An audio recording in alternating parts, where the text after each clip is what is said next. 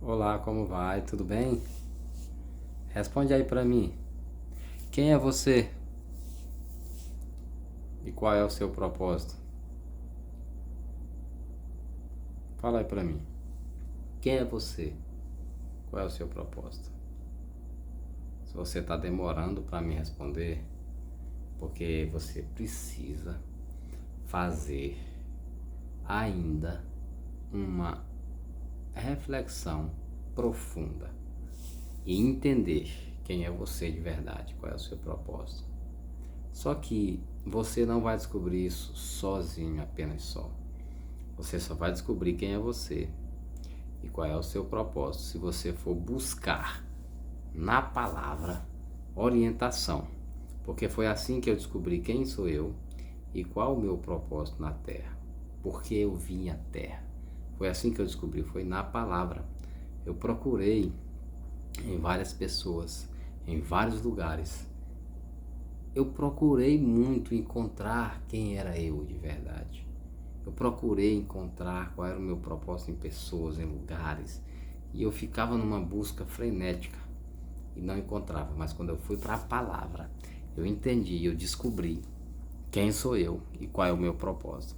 Eu descobri que verdadeiramente, quando a gente se coloca na posição de alguém que está na inteira dependência de Deus, e quando a gente busca a orientação de Deus na palavra, a gente então descobre coisas profundas e extraordinárias.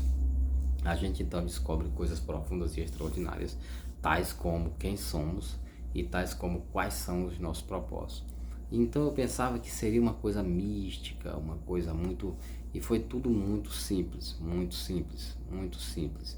Porém muito profundo, muito interessante compreender na essência quem somos de verdade, na minha essência, quem sou eu. Eu não sou a minha profissão, eu não sou o meu ofício, eu não sou absolutamente nada disso. Eu também não sou o que as pessoas pensam e também eu não sou muitas vezes aquilo que eu pensava que eu era. E também eu não sou aquilo que as pessoas falam. Eu sou aquilo que Deus já falou, aquilo que Deus já determinou, aquilo que Deus já me fez permitir para viver. Eu sou então o filho amado de Deus. Eu sou um filho amado de Deus.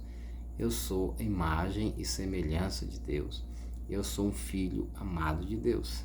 Então, eu entendendo que eu sou um filho amado de Deus, eu entendo que tudo eu posso naquele que me fortalece e entendo agora nesse momento que não há impossível. O que existe é que existe algumas coisas que eu ainda não sei como chegar lá.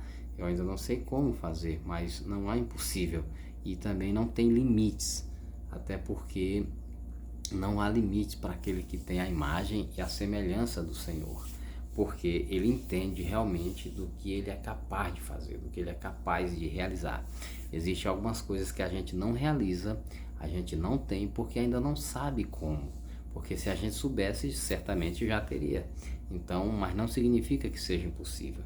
Então, não acredite quando alguém olhar para você e dizer para você, ó, não faça isso, isso é impossível, ou alguém chegar e dizer assim para você, olha, fulano, cicrano, pessoas já tentaram fazer isso e não conseguiram.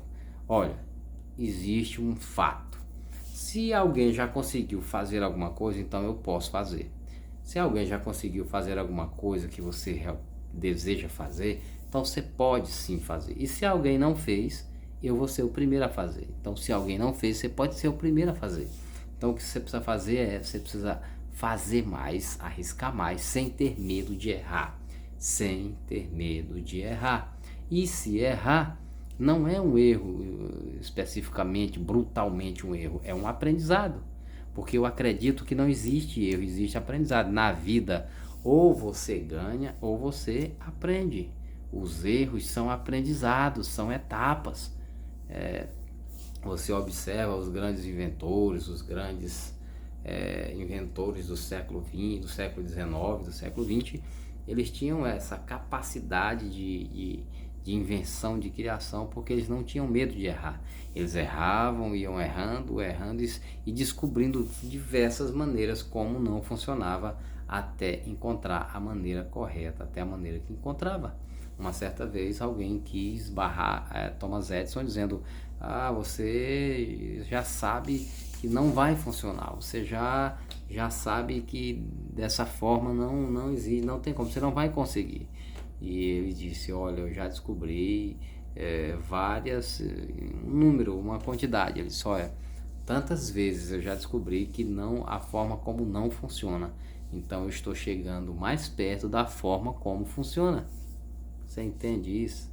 Então tá na hora de você acreditar em você, e saber quem você é, e saber qual é o seu propósito, e começar a viver pelo seu propósito, e começar a fazer as coisas que você realmente veio para fazer, certo?